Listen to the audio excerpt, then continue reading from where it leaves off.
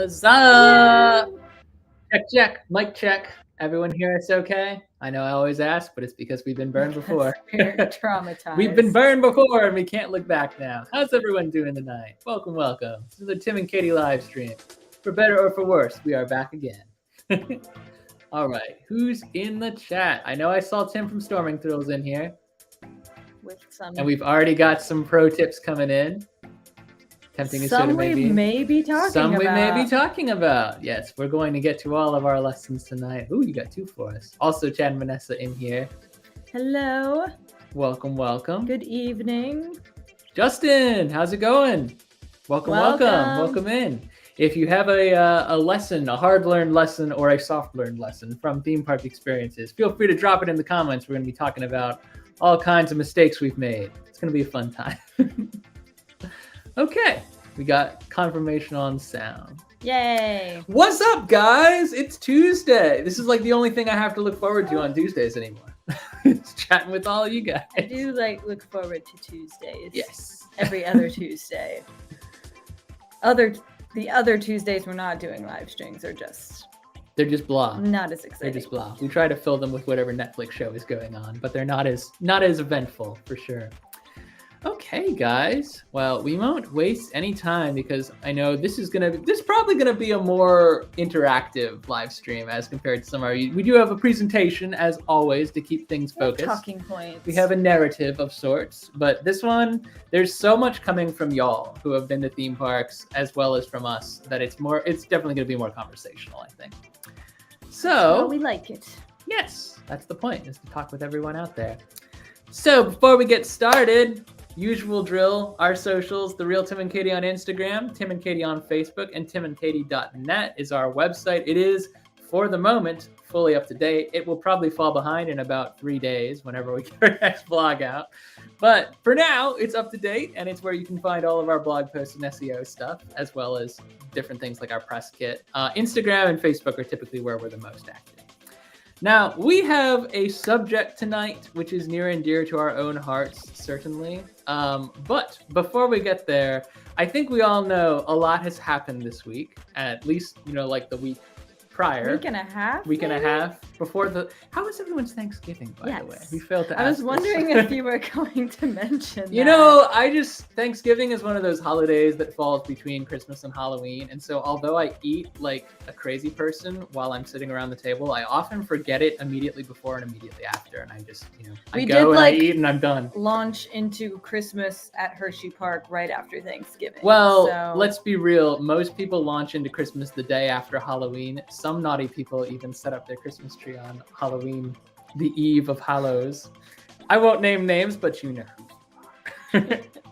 So having said that, I hope everyone had a wonderful holiday. Before the holiday, we got some news that I think a lot of people are keen to talk about. I know a lot of people that are in the chat right now are going to be very keen to talk about this. So let's talk about it. We won't spend half an hour on it, but we need to talk about it. Guess who's back, y'all? Guess who's gone, I think is Guess more who's gone exciting. is probably, the better way to arrange it. If you are not familiar, and I can't believe that anyone who's tuning into this live stream would not be familiar. I don't even think anyone who's watching this live stream after the fact would not be familiar. But if you're unfamiliar with the situation, Bob Iger is pictured here. The former CEO of the Walt Disney Company is back as CEO after Bob Chapek, hold on, it's very important that I put this in air quotes, stepped down from the Walt Disney Company. And he was notified that he was stepping down like 5 minutes ahead of his stepping down. What a gracious guy. He's so quick to turn on the dime. Right. Bob Iger is back, y'all. This is really good news for Disney. It really is. Whether you liked Bob Iger or not heading into the end of his, I wanted to say administration, but that's not quite right. His regime. A lot of people call it a regime. Way worse. No, the regime is under Chapek. I know. Listen, if you read Disney News every day, you're used to the word regime. The Chapek regime was not the greatest one. And, to be fair, and I'm never fair to this guy, but to be fair, not all of it was his fault. There was a pandemic going on. A lot of it was staged before he came in, and he did have a lot of pieces to pick up and push around, and he didn't get everything right.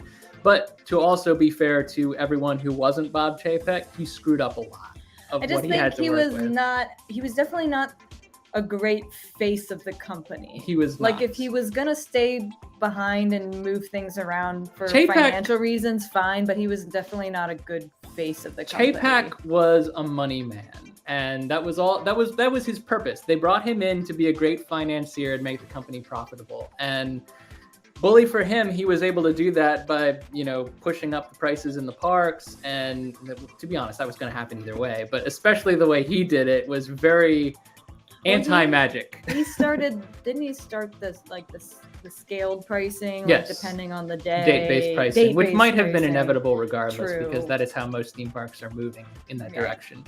But regardless, Chapek is gone for all of his mistakes. He was finally presented with an unprofitable quarter, which we're told was the final nail in the writing on the coffin for wall. him. And of all people, we never thought we'd see Bob Iger again, the guy who swore several times after extending his contract multiple times that he was retired and never coming back. Which, to be a fly on that wall, because I'd love to, like, hear what that phone call was that finally, like, got him back. Like, well, but here's the thing. Like, here's we're on the thing. fire, Bob. Here's the thing. It has been since published that Iger took a significant pay cut from what he was previously being paid as a CEO. Bear in mind that Iger is also the guy who forfeited 100% of his salary for, granted, not the whole year, but an unprecedented amount of time during a pandemic, so that money could go towards paying cast members. Chapek was the guy who wanted to lay all the cast members off just immediately. Again, he's a money man. He's not particularly insightful when it comes to the creatives, the storytelling component of the company. Iger is. So you don't have to agree with everything Iger's doing or has done, and I haven't. But he's a better fit for a company like Disney. He's burned me, but it wasn't unforgivable, and I do feel like Iger has that, like, childlike wonder. Kaylee. Hi, Kaylee, welcome. Also, Vanessa, yes, we agree. He was cold. Definitely cold. He's not a people person. That was it. But that's what I'm saying. Like, he doesn't have, like, that childlike wonder. He doesn't have. He was never a child. He was literally born exactly as he is. With no hair. He came out of the womb with no hair and just like He's boss baby. He's literally boss baby. That's exactly who Bob Chapek is.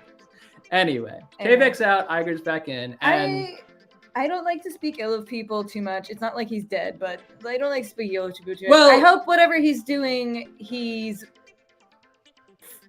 doing better there and maybe better liked, and hopefully is not the face of a company anymore. I just don't think it's his. Let me just say this. I had it in my head to just real quick touch on some of the expectations, because we're going to talk about expectations in this live stream, not for Disney specifically, but for other parks. And a lot of people went into this news, Iger being reinstated, as, oh my gosh, everything's going to be better immediately. Prices are going to go down. Genie Plus is going to go away. The park reservations are going to go away. I'm sorry, fam. I don't believe that any of that is going to happen. That was something. I mean, Chapek did some harm that can't be undone. Now that Genie Plus is out of the bottle, or the lamp, it can't be put back in. I don't think that the park is going to go back to the way things were before. But I believe that Iger is going to lead us in a more positive, magical direction with the park experience. And he's going to find ways to make Genie Plus better for the user. I think that's possible. I think park reservations could go away or be drastically modified. I think that could happen.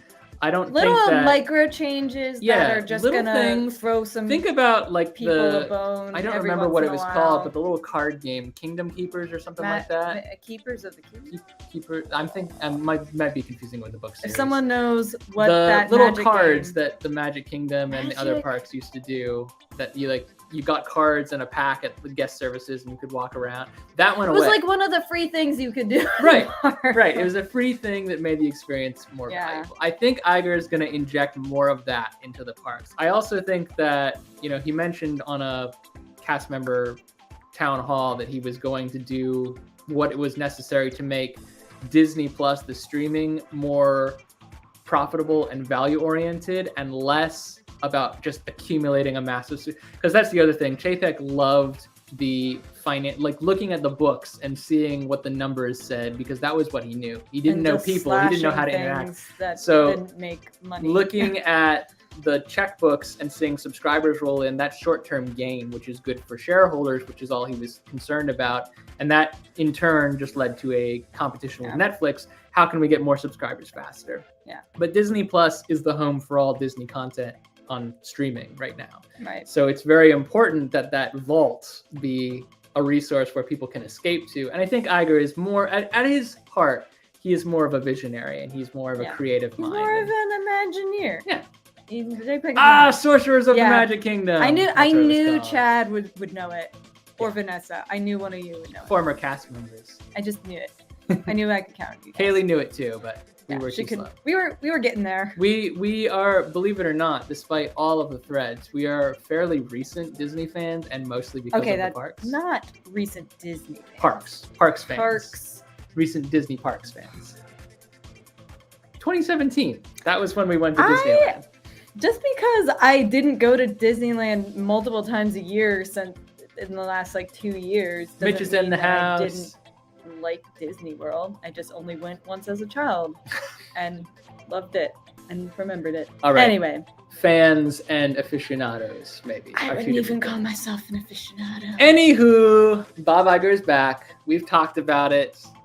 Feel free to share any further commentary that you have on this transition in the comments. I feel like it's been talked to death. I hope it's, if nothing else, I hope this is a positive move for cast members, because it was already very much better. People are feeling much very more relieved. Clear that Chapek did not have a great relationship with cast members. So this is Vanessa saying that you just like to stir up controversy. No, I think she's laughing at me saying I know, I'm a fan but I'm heart. choosing to make it about you. Okay. Well, I know it is about me, obviously. She's not laughing at something you said. She's laughing at what I said.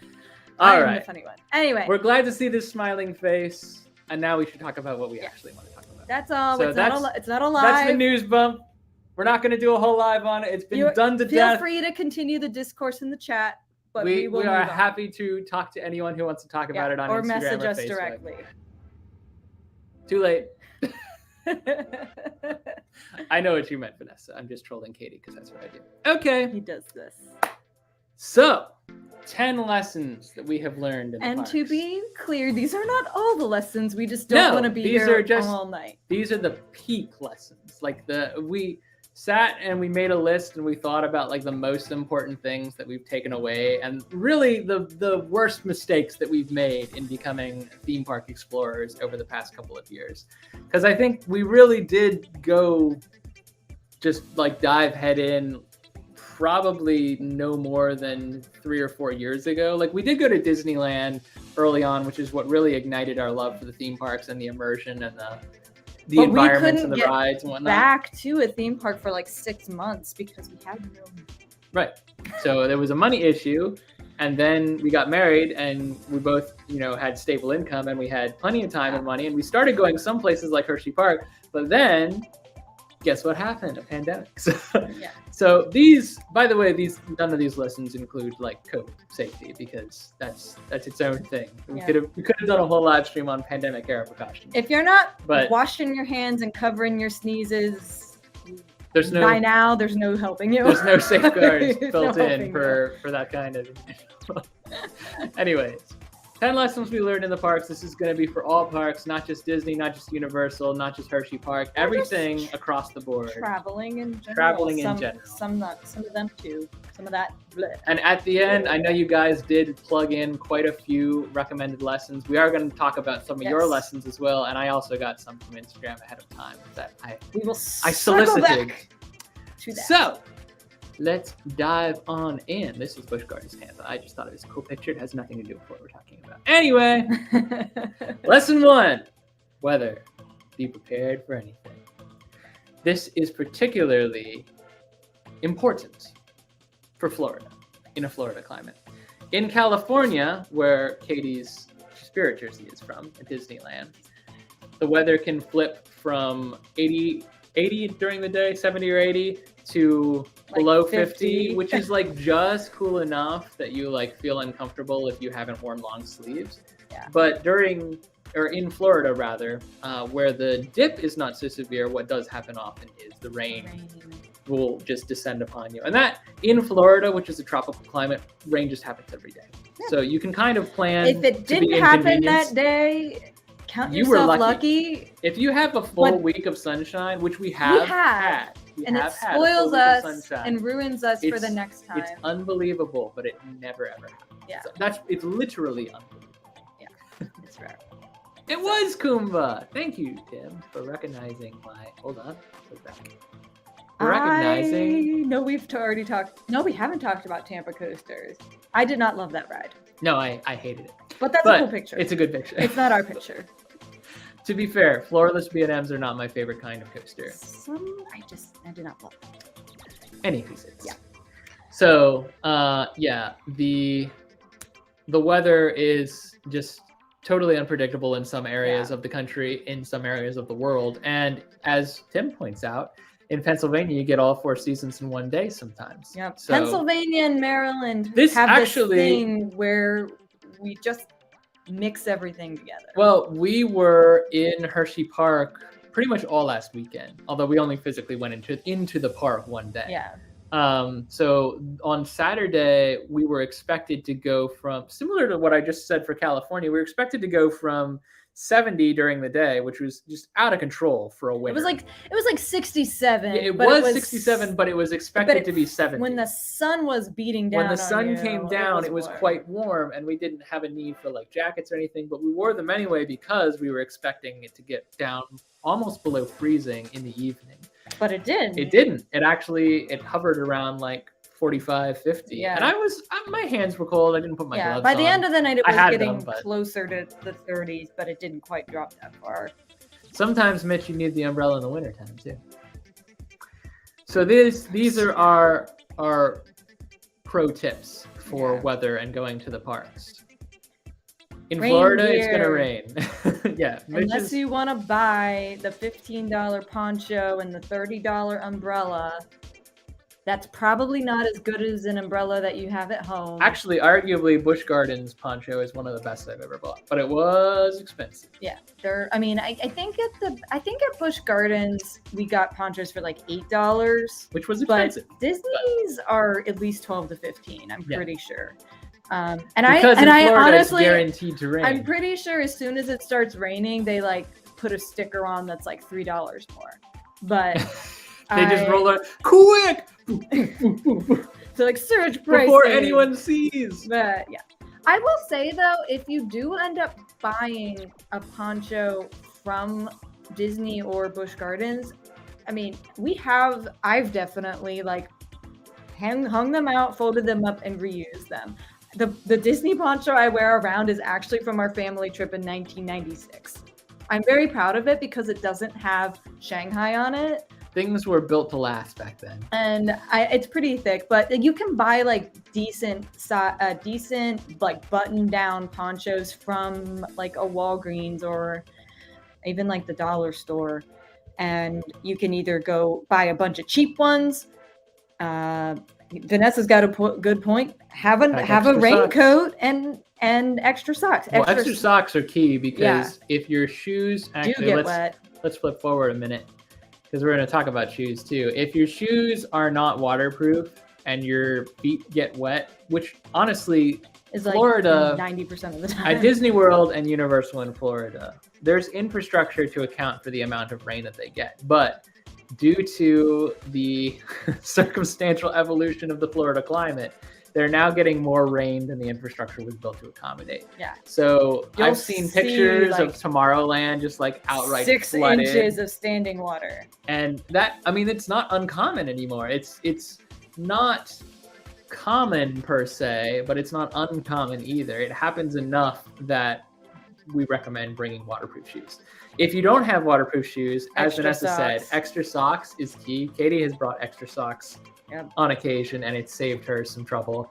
I always forget and always walk away with blisters. We've bought expensive Disney socks before when we couldn't Couldn't handle it. Actually, to go back one, this night that we spent with Mitch, who's in the comments here, at Halloween Horror Nights, that was one of the wettest nights I've ever spent in Florida. And we went to Orlando Informer when it was straight up pouring and people were walking around in bare feet. This was worse. Yeah. This was a lot of rain. And it was like, you know, talking to other Floridians, it was unseasonably wet that particular week. It was absolutely insane. And I did not bring extra socks. Katie, I believe, did, but soaked both pairs. I think I didn't bring my extra socks because this is one of the times, like we learn these lessons and then we have to relearn them because we get confident. Indeed, Mitch. Indeed. We get carried away with ourselves. Bucket hat buddies. We believe we talked about this on our live that day, but we got confident that it was not going to rain because it was not in the forecast, and it still rained like it always does. So I don't even think I brought my extra socks that time. That was foolish. It was. Now, having said that about extra socks, there is a workaround, and I'm pretty sure this is that shoe, but Katie can also... I mean, this is not the solution for everyone, so to speak, but I did, after Orlando Informer, is it messed up? It was just folded in. After the Orlando Informer incident, I did get a pair of Vessies, which are supposed to be water resistant shoes. And here's the fun fact. You don't even need to go looking for them because just listening to this live stream right now means you're probably getting all kinds of programmatic ads after the fact that they'll just pop up in your feed. So I will say I find my Vessies to be pretty comfortable. They do keep me dry. If we know we're going to do a lot of water rides, sometimes I'll wear them anyway. The thing about the Vessies is if you wear socks that come up out of, you know, the top, the ankle part, and they get soaked, you may still get wet socks because the water resistance doesn't protect it once it's inside the shoe.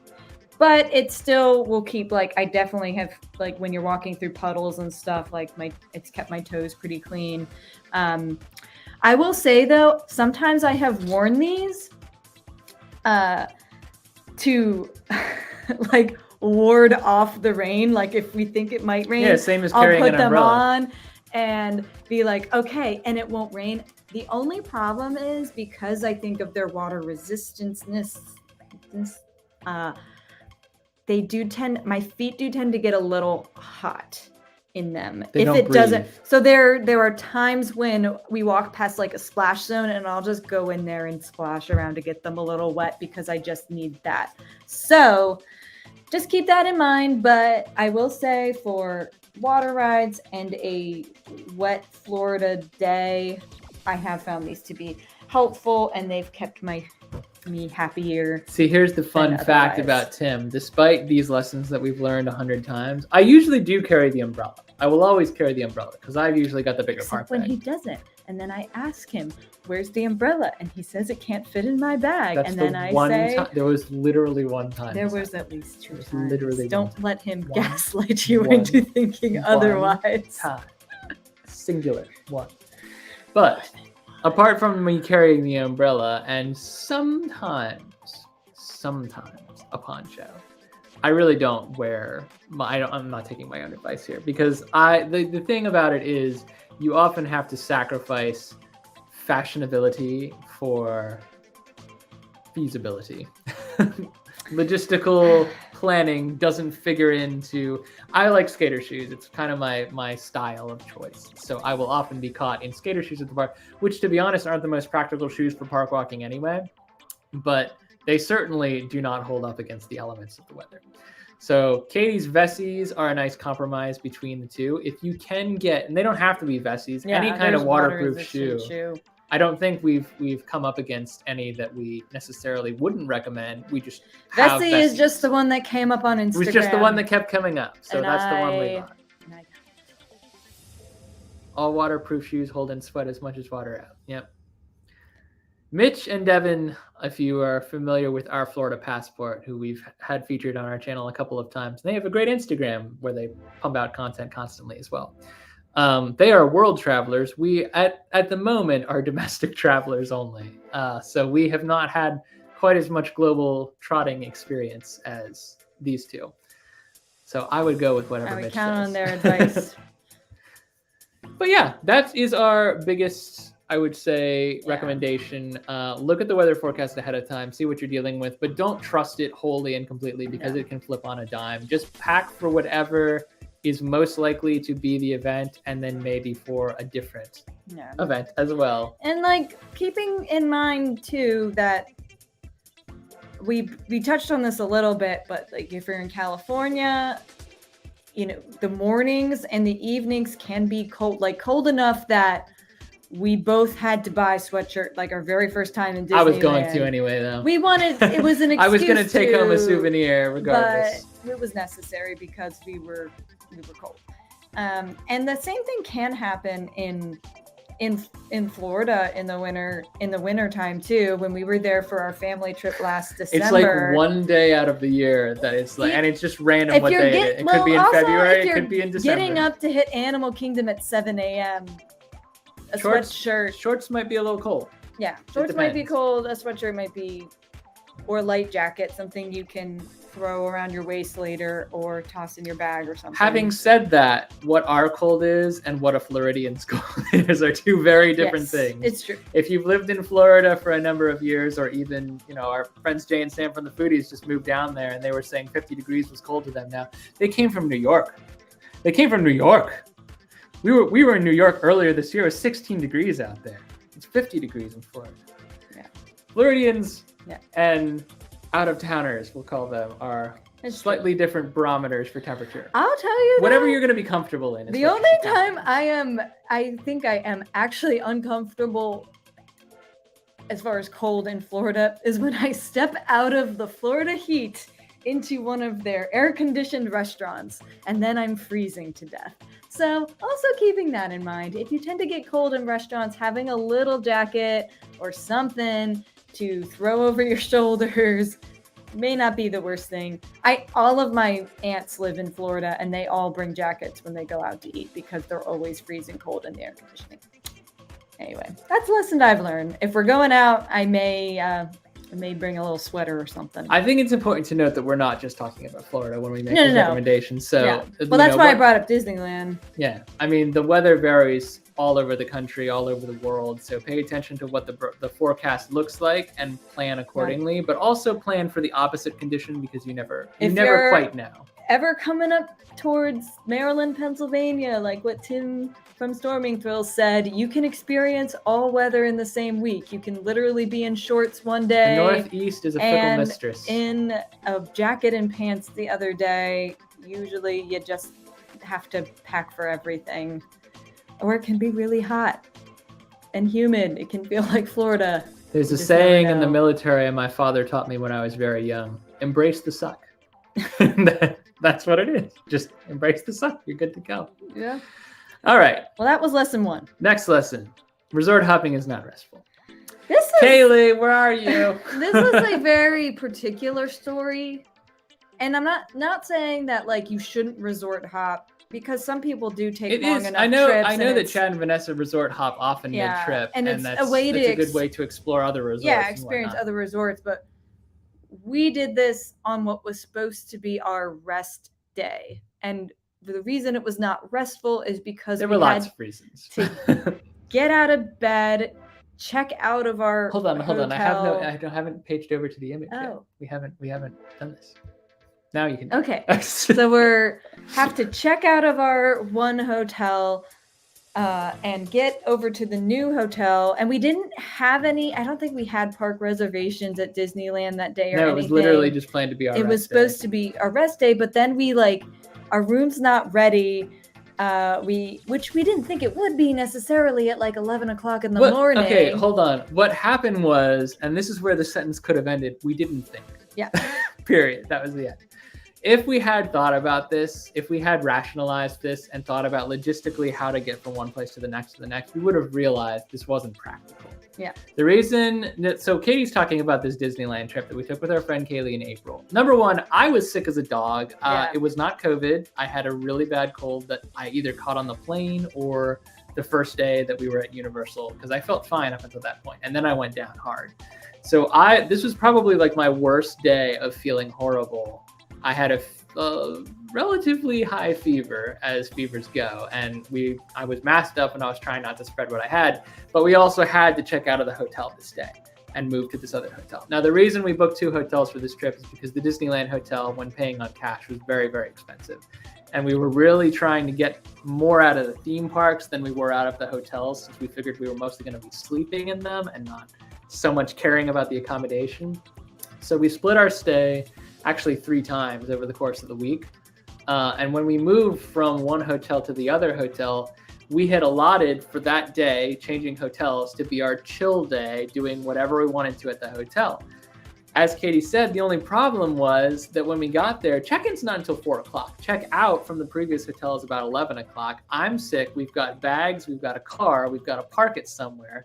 We've got breakfast reservations, which was another thing we shouldn't have done. We tried to make breakfast reservations at this hotel and then sit there for like 6 hours doing nothing. Well, and the other thing that ended up, which is not really, was just like an unfortunate thing that happened that we had no control over, but the fire alarm went off at the Disneyland hotel right when we were supposed to go in for breakfast. Yeah, so we're just scrambled to get out of our old hotel. We're hungry, and then we have to wait like 45 minutes to an hour for them to sort things out. And then by the time we finally get back into the hotel, they're behind on reservations because they kept having to turn, no one got in for an hour. Right. So breakfast is becoming brunch lunch. It was stressful. It was stressful. And the other thing about that is that the fire alarms didn't just go off in Goofy's kitchen. They went off in the whole hotel. So anyone who was working on preparing a room for us after we had pre-checked in was definitely not doing that during the fire drill. So we got in a little bit later even than I think people normally get into their Disney hotels. And granted, the nice thing about the Disneyland hotel and other Disney hotels, I assume, is that you can use the amenities of the property while you're waiting for your room. But it's not like we could dig out our swimsuits and leave our bags and go jump in the pool right away. It just wasn't practical. So we were sitting around looking at merch in the shop. I mean, it wasn't the worst day we've ever had, but it wasn't restful. No. And it could have been if we'd thought ahead and not changed our hotel on our rest day. We should have done the rest day the day after, left our stuff and gone to the parks this day. Although I'm not sure I would have regardless because I was so sick. Right. That was a whole other thing. That was another thing, but I think maybe the real lesson is kind of what more Vanessa said. There's a process to resort hopping, and there's a way to do it smoothly and a way to totally wreck your day with it. And we definitely did the second one. So elsewhere in the resort hopping world, I mean, if you check out of a Hilton and you go to another Hilton, the time barrier is still going to be the same. You're still going to have to find something to fill that unoccupied space. But if you go from a Disney resort to another Disney resort, at least you have the guarantee that because of Disney policy, they will hold your bags for you. You can go to the parks or something like that. Same, I believe, with Universal and other theme park sponsored hotels. I think our thought process was like, we're going to go have breakfast there, so we should just bring our bags with us. Anyway, I'm not sure what our thought process I don't know. Because when we made the plan, we looked over it and we were like, hey, this looks great. This can be our rest day. And like, we both agreed. It wasn't me. Yeah. It wasn't wholly me. It wasn't wholly Katie. We just like, looked at it. At and the like, middle in the day, I was like, I don't think we should call this the rest day.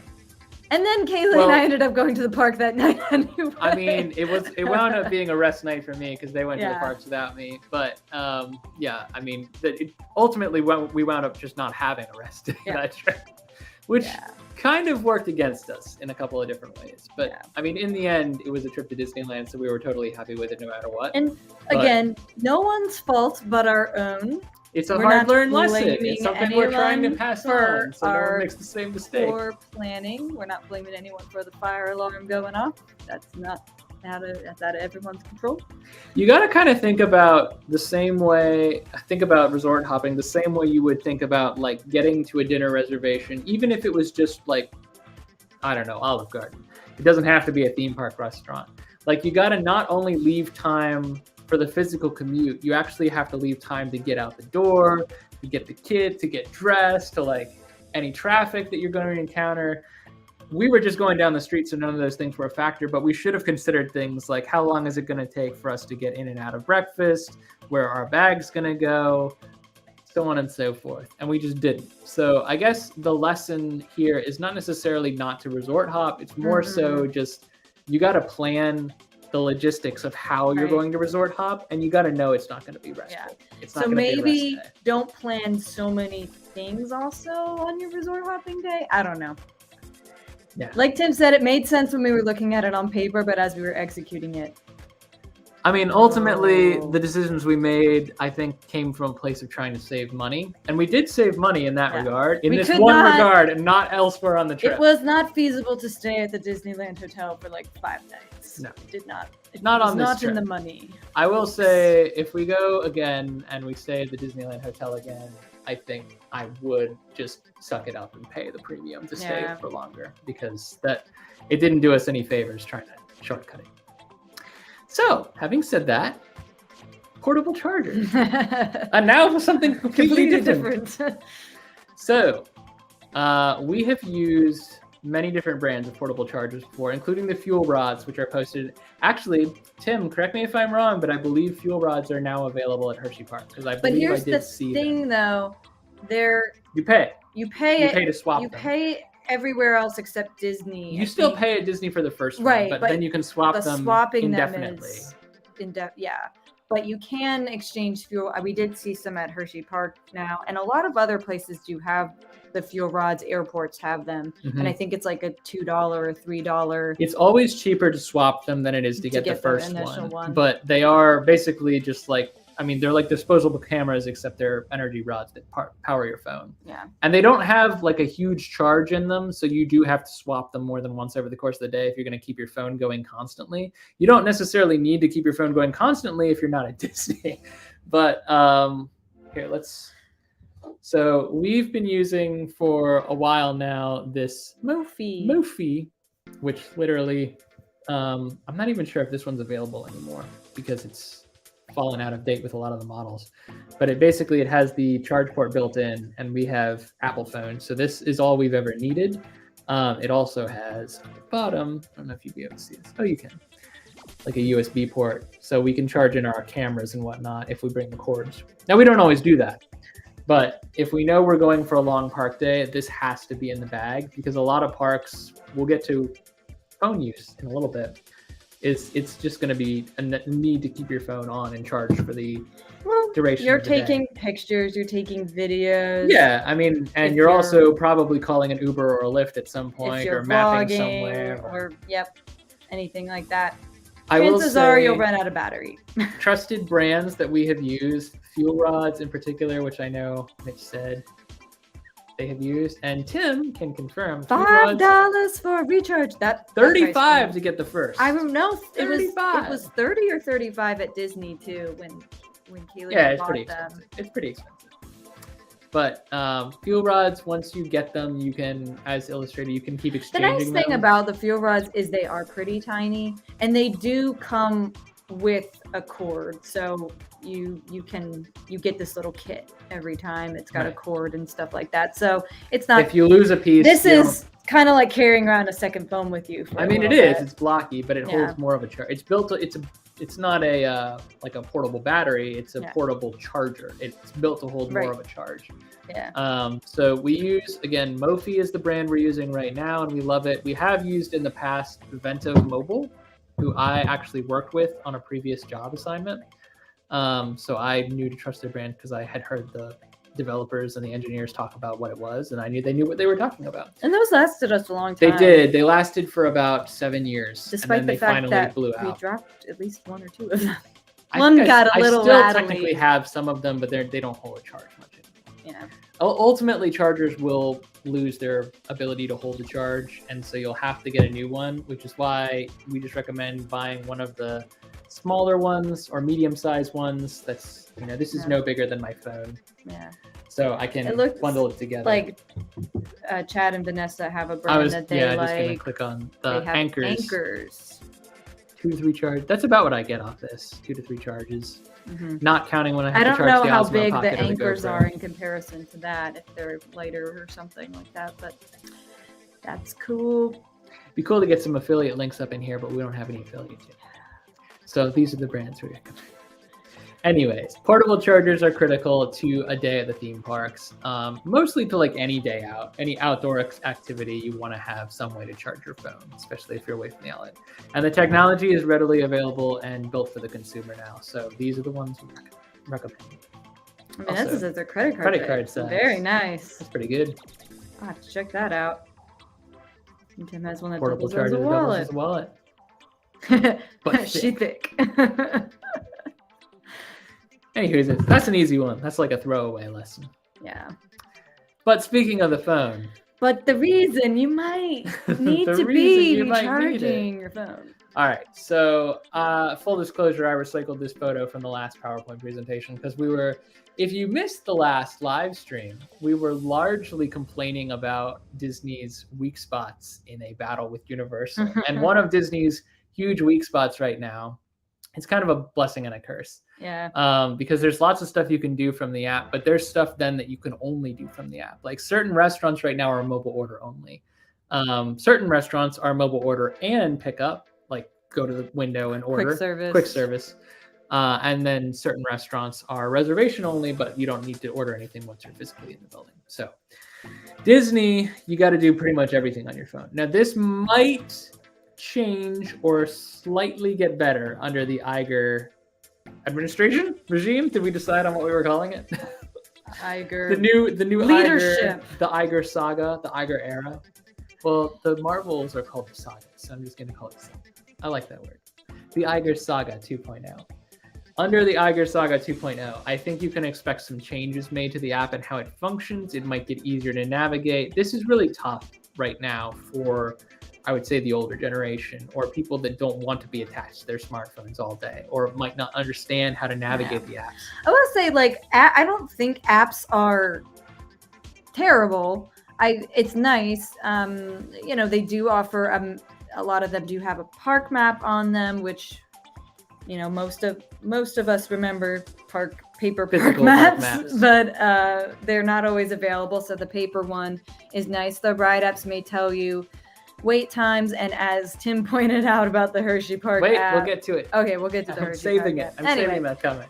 Disney and Universal usually have wait times in that. They also often tell you like what rides are not operating. So that's good to know, or what anything that goes down temporarily, that should be on the app. Food options that are available in the park, so not to say like, if the park has an app, you should probably download it. That's the lesson. Whatever the park app is. You may not live and die by it. Even if it turns out to be a useless piece of technology that you never glance at again, you should download it and learn to navigate it before you go to the park, because you never know how invaluable that app might be to you. Now, Dollywood's app was helpful for some things, but completely useless, it literally says on the app description, ride wait times. Does not have any wait times on that. It'll say when they're closed, but no wait time. To be fair, I don't know what's up with that. That might have been, we were only at Dollywood for 2 days. We have minimal experience with their app, but we did try it and it wasn't useful for us in that time. Hey, Nerdia! Welcome. At the moment, we're talking about useless apps. The coolest, nerdiest family. But yeah, so right now, Disney's app is pretty much essential to anything you're doing in the parks, that be it at Disneyland or Disney World. I believe Disneyland Paris is the same, based on blogger friends that we have overseas. And as far as other parks, this is where I have saved our friend Tim's comment for, because I think it is very, very relevant. Yeah. So Hershey Park has a great app. Really does, and it has a navigation tool much like Disney's, where you can point and click and give yourself a path that you can follow to get to where you're trying to go ride wise. It can tell you where all the food is. It tells you what food is vegan, what food is vegetarian, where to find all this stuff. It's actually a very useful app. The thing about it is, ride times are often not updated. Yeah. Like they're posted, and then like 3 hours later they're updated, but Yeah. it'll be whatever that time is right Kissing at 3 Tower hours. is 25 minutes, and we walk over there, and it's like 65. down the hill. There are, I mean, we've had numerous vlogs where we have looked at, and Hershey Park vlogs specifically, where we have looked at the app and seen wait time posted, and we've been like, oh, let's hustle over there. It's only 10 minutes. And whatever it is, we get there and the line's like out the back and all the way around the corner. And I'm like, this is a, like it may this have is not, been. it's not a 10-minute And wait. then we got in the line for antique cars when it was still listed as a 75-minute wait, Yeah. and we did not wait 75 minutes. At Hershey So, Park, the wait times is the weak point of the app. Yeah. 100%. But it does. But it does give you like a helpful general information. Yeah, it gives you a general idea. Can you buy like the fast? The You can, HP Go? you can, but it does refer you back through the main website for the Yeah, final so it- transaction. so So it takes all the it guesswork links out of you. it, but it doesn't do 100% of the work for you. Yeah. So you still need like a Wi-Fi signal. And it does have like park hours, things like that. So there's some work to be done. Yeah, this is not an efficient system. Yeah. I will say, and I know Jeff brought this up too, Universal's app has been very, very reliable with wait times, and Disney's too. Actually, Disney inflates their wait times quite a bit. So your wait times are never going to be 100% accurate. Yeah. But Universal, I think, is the best at keeping their wait times up to date. And they also have like an added page in their app during Halloween Horror Nights that tells you all the waits of the houses, which is very, very helpful. So all of that and more. Yeah. The headline, I think, is look at the app, learn to navigate it, learn how to use it, watch YouTube videos by some schmuck named Tim and Katie if you're super confused about how to navigate an app. But in general, it's best to look at that before you go to the park so that you know exactly what you're up against. And even if the app doesn't wind up working for you on the day, at least you have it as a resource. Yep. Versus being totally alone. Hey, I miss Jamie and Ari coming in. Hey, guys. Hi. What's up? Welcome. Dollywood's app was mostly trash. Yeah, the boards were updated with the wait times for Dollywood, and I do. There were some things that were like. I think information and timing of like shows was good in the app having for the Dollywood, times and broken Dollywood out. is like show live entertainment central, so that was nice. There's no app that's completely useless. Park apps. There's no park apps that There are are plenty of completely useless. useless. But there are some things that apps do stronger than others in certain parks. I would say Dollywood's, maybe it was an off day, but if Kaylee's saying like the forums and the boards are saying that it's mostly trash most of the time, okay. At least, I mean, we all, for the most part, have eyes. We can look and see what the actual wait times are when we walk up to the rides. They give you kind of like an estimate and a lay of the land to look at the app, but actually, this is the best advice across the board. If you're confused, ask an employee in the park. They're experts with the apps. Tim is a Hershey Park employee, so he knows whereof he speaks with regard to Hershey Park, but this is good advice for all parks. Agree with the employee. Oh, wait yeah. time. Oh, Disneyland, 22 days. You guys are going to have a blast. Disneyland at Christmas. Disneyland at Christmas. Yeah, Jim. I think this is still the Dollywood. app, Yeah. yep. All right, so I think we're all on the same page there. Yeah. I will go ahead and page over to, I forget what number lesson this is. I think Number. 5, 4. We didn't 4 or number 5? them, so We who should knows? have. We didn't. More things we didn't do well. Sorry. One other lesson learned. Make reservations where possible and practical. Yeah. So, this in large part with regard to non-Disney parks is mostly about food. Mostly about food. At Hershey Park, the Chocolatier is your one reservation-capable restaurant. Everything else in the park is quick service or a kiosk. You can go up to like a kiosk and get like cotton candy, popcorn, stuff like that. The Chocolatier is a must-do experience for anyone visiting Hershey Park, so we always make a reservation. Here's why we always make a reservation. The first time when the Chocolatier opened in 2021, They did not take reservations. They did not take reservations, and not only that, but they were also more. I think people as a whole were more COVID conscious and more gun shy about going to theme parks in 2021. Even mid 2021, when things looked like they were getting better, that's when the Delta variant sprang up. So we went to the Chocolatier for opening day, which was Memorial Day weekend 2021. And we didn't have any problems getting in. But even then, we walked up for opening day. We were like first in line right when it opened, and they still told us it's going to be about an hour or 2 hours. And they put us on a list, and we got a text. It wound up being 45 minutes. Yeah, it wound up being a lot less than so that, it wasn't the worst thing. But we have walked up on the chocolatier sometimes where they have said we have no capacity for the remainder of the day. And it's like we have 3 walked up hours and close. yeah, well, we've also walked up, I was going to say, and have them say it's going to be about 3 hours wait, and it's been that. So they're usually now that the chocolatier is accepting reservations, since it's been around and it's an establishment now, we always make reservations. Even if we cancel them at the last second, they all go through open table, so there's no penalty, unlike Disney.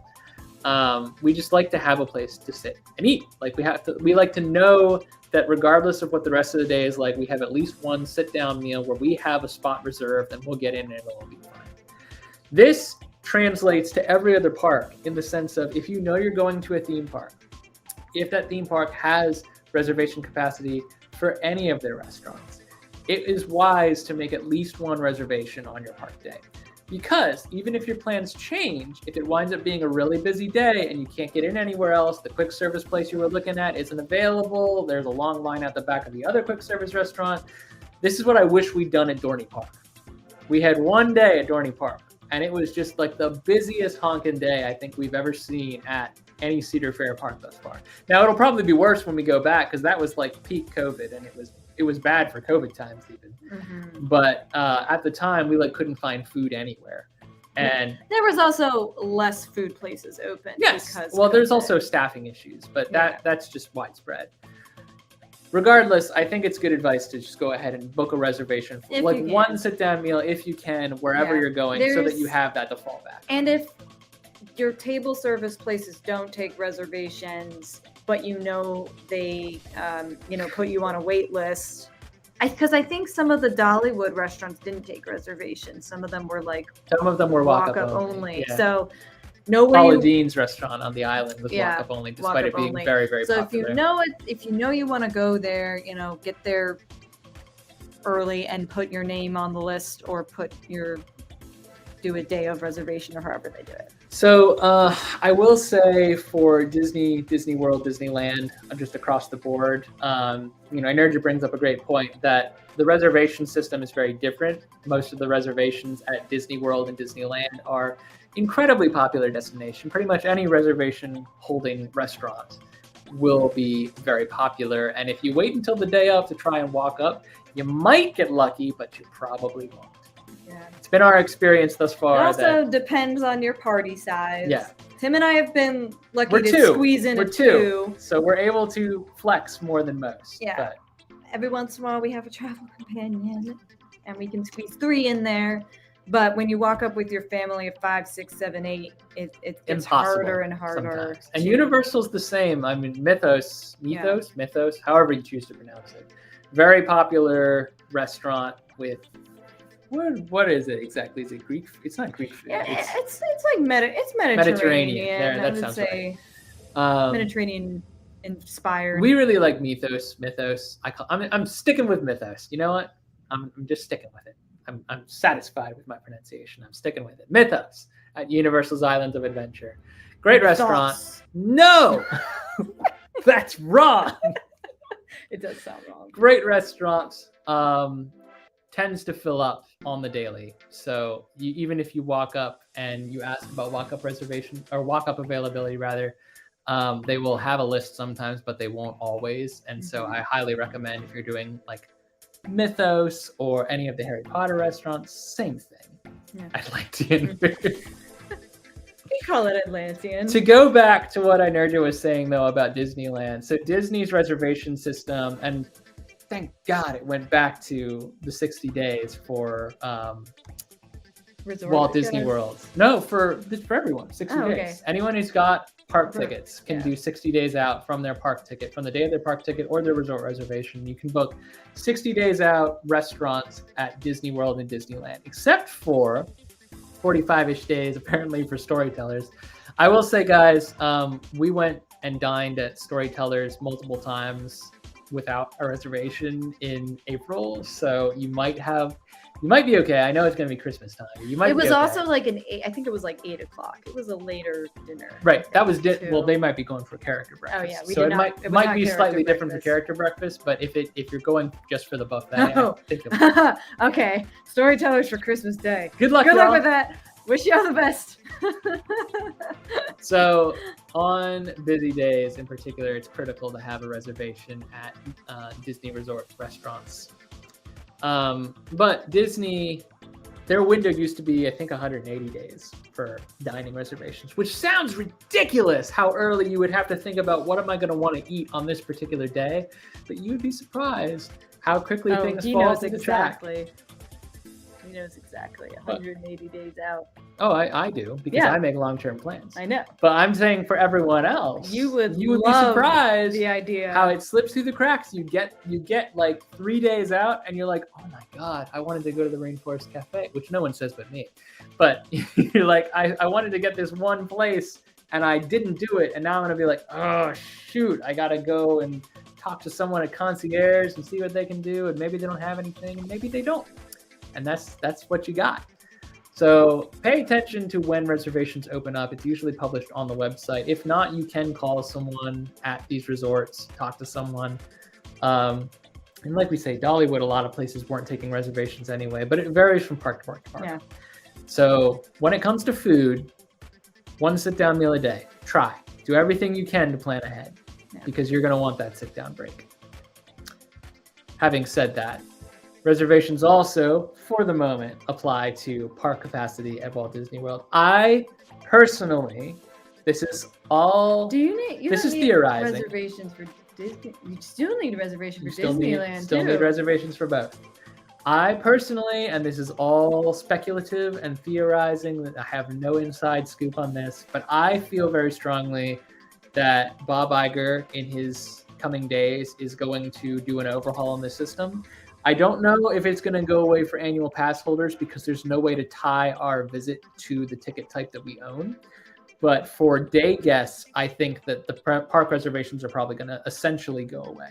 They're going to be tied to your ticket purchase. You're going to purchase a date-specific ticket, and you're going to go on those days, and you're going to be able to get in. So you won't have to worry about this as much. But for now, it's still a thing. It's still a thing. You need to look at park reservations for the Disney resorts. It was something that was instigated in the Chapek era and has not gone away yet. So, same. That we spent probably about 5-10 minutes talking about Bob Iger and our predictions. Bob Iger and our predictions at the beginning of the live stream. We didn't want to spend all night on it. Yeah. Mitch, I got stuff on the calendar for 2024, dude. And technically 2025, because we know we're going to Epic Universe for the opening. I don't care who we have to kill to get there. So, reservations, plan ahead. Bottom line, look at what's available, try to make some sort of plan, and get your reservations in. Even if you cancel them, it's better to have them and then not need them than not have them. Wear comfy shoes! Yeah. So, we touched on this a little bit with the Vessies. I know we devolved into this conversation, but this is about walking. This is more of a where we were like, we won't be in the parks that long. I want to look cute. Or I've got this whole outfit planned and it involves wearing these Converse All-Stars that have no support, but look really cute. But I'll be okay. But I'm not okay. I told y'all I like to have... I like sports shoes, Vans. But I usually do like skater shoes. Absolutely no support. No support whatsoever. They look very stylish on my feet. But they are not great for parks. I will be totally honest. I often end the park day like, my feet. If I know we're not vlogging or if I can match a sport shoe to my outfit, because I truly am that vain, guys. I really need to look fashion conscious. I will wear sports shoes because that often has enough. Look at the tread on that shoe. There's enough rubber to keep you going for most of the day. So it is essential to wear the right footwear for not even necessarily walking, just standing. At Disney, you're doing so much waiting in lines, so much. At Universal, often the same, sometimes slightly less. And at parks like, oh my God, Dorney Park is like all hill. Like it's just Yeah. built onto a slope. Hershey Park got a Pennsylvania. lot of hills. Hershey Park does have a lot of hills. I think Dorney Park is arguably the worst because it just Probably slopes down and then you got to walk all the way back up. Dollywood's Hill, that was bad. Busch Gardens, Williamsburg, Bush, Heart Attack Hill. Heart Attack Hill. Literally called Heart Attack. Well, not literally. It's not on a map as Nickname. Heart Attack Hill, but the employees call it that, and we've taken to calling it that too. Yeah. There's the huge sloping. I mean, most of these parks we're talking about now, they're built into canyons or valleys, and they just slope down, and you've got to work your way down and come back up. Because outside of Florida, there are these things called hills and elevation, and sometimes you don't just flatten an area to build a theme park. Allbirds and Hokas. I can't say I've. Well, I think I tried on Hoka's. We both have Brooks because that's what we got for our the half marathon, and we they just have stuck with become them. our very comfortable shoes. But yes, I've heard lots of people swear by Hoka's. And This is an Allbirds. important tip as well from Vanessa. Leave some time to break in your Yep. shoes, which is something that I didn't do in Florida for Halloween Horror Nights. And not only did it rain and soak the shoes, but also they were brand new shoes. So I was, double messed because of my And I did the choices. same thing. I wore my brand new black Chucks because they were cute and I wanted to look cute. Sometimes you do enough walking and your feet aren't used to it and there's no supporting. But And if you do make mistakes and you get blisters and stuff, we learned this in California with Kaylee. Those big Band-Aids are the way to go because they don't fall off your ankles and stuff as you're walking. So like the big Band-Aids like this big, I think we got them from First Aid at Knott's Berry Farm. They were very helpful. yeah.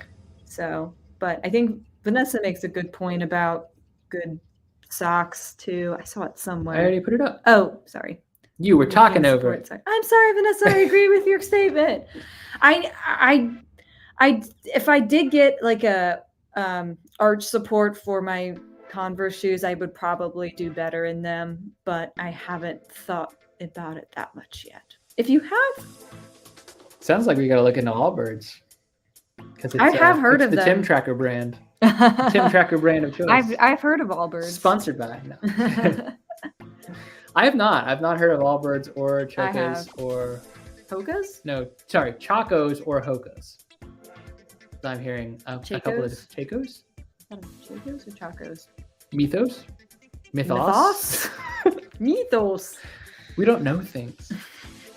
No, but all of these are good recommendations. We don't know shoes as well as we know feet, and my feet do not handle flat ground for long periods of time. Well, so I try to wear sport shoes because they got the extra padding. I'm not particularly affixed to one brand. We do wear Brooks because that's the kind that we have from the marathon. We got, But if someone has a better recommendation, and it sounds not like everyone everyone's does, feet are the same. Yeah.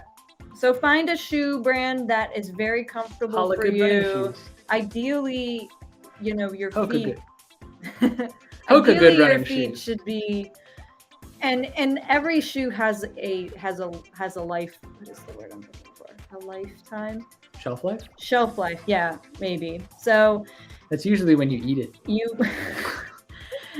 if you've had the same pair of shoes for like 5 years, chances are you're probably, even if they're still like they're not like torn to shreds or whatever, chances are you might be due for a new shoe. In as much as Maximum mileage, I guess, is what I'm thinking of. in as much as some of our upcoming recommendations are going to be to maximize your time and get the most out of your park day, just know that no matter where you go, for what park or for what reason or for how long, you are going to be doing a lot of standing.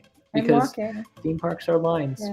It's a sad reality. If you're planning for a week at Disney or Disneyland, stretch, you might want to make sure your feet are still in okay shape at the end of the week. You got to train. You got to train for theme parks these days. And I don't mean sit on. It's like also a Thomas not the a Tank bad Engine idea model. to have like more than one comfy pair of shoes, because even like your most comfortable pair of shoes, you may. That's the other you may thing. need to I rotate. switch out my shoes every day. Yeah. Unless I only have one pair with me, but usually if I'm going on a long trip, I'll just do one pair, next pair, next pair. Yeah. Now the problem with that is that if one pair gets totally soaked, I'm down to the single pair for the next 3 days. Yeah. But it helps to be able to rotate them out. That's why we have been traveling with the shoe bag for a couple of years now. We have a duffel bag that we throw our shoes in because And that's not vain. multiple- That's just function. multiple pairs of sneakers do not fit in one suitcase. I often have like 5 pairs of shoes with me. Men's wool runners. All right, there you go. Oh, Y'all got some brand homework to do. yeah, I love it. I'll have to take these down when I read through the comments later. Okay. Leverage fast passes. Oh, this actually kind of ties into what Tim's last comment was. Don't sit on the queue railings. You leverage fast passes, you won't have to. So, we've done a whole live stream on skip the line options. They're not all called fast passes. There's some Hershey Park is fast track. Disney now is Fast Genie Plus and Lightning Lane. Fast Lane at Cedar Fair. Express Pass at Universal. What are the other ones? Quick Queue. Yep. Everyone has their own fancy name for it, but basically it's just jumping the line. Now, as far as I know, now every single park is pay to play. So Disney used to be free, but it used to be limited in what it could do. Now it's costs something and is also limited in what it can do. But if in the exactly as Mitch said, you have to leverage budget, your time and your budget. If you're going for multiple days and you have plenty of time to spread out and take it slow and not rush yourself, and you're fine standing in lines that might be long, you might not need it. You might not need it. Or might not want it. If you're going for only a couple of days or, God forbid, a day, and you want to do everything or as much as possible, you're gonna need one of these. You're gonna need that extra charge. We, by and large, when we go to a new theme park, our first priority is coaster credits. Not because we don't have a love for everything else in the park, like the flat rides, although we're not the hugest flat ride fans, the spinning stuff mostly. Or dark rides in particular really draw our attention. We love dark rides. But when you're trying to get every roller coaster done in a day, regardless of the park, it's usually a tall order. It's different at like Dutch Wonderland where there's only 2. But at Cedar Fair parks, they usually pride themselves on having 6 or 7 at minimum, and there's usually a long wait for all of them. If you want to do everything, you're going to need to pay extra to get ahead of the line. Now, different places have different tiers, different settings. Again, we did a whole live stream on this, so we're not going to spend an hour doing it now. Unlimited or multiple use. You got to look into it. Or and it is one and done. Yeah, it's often pricey. Universal in particular is just like super exorbitantly expensive, but so worth it. And then sometimes because the price makes it so that nobody buys it. Not nobody, but very few. You will be among an elite few that just zip through the line. Actually, I have a picture here this is Revenge of the Mummy at Universal. This is what the quick queue, or the what's it called, express line looked like.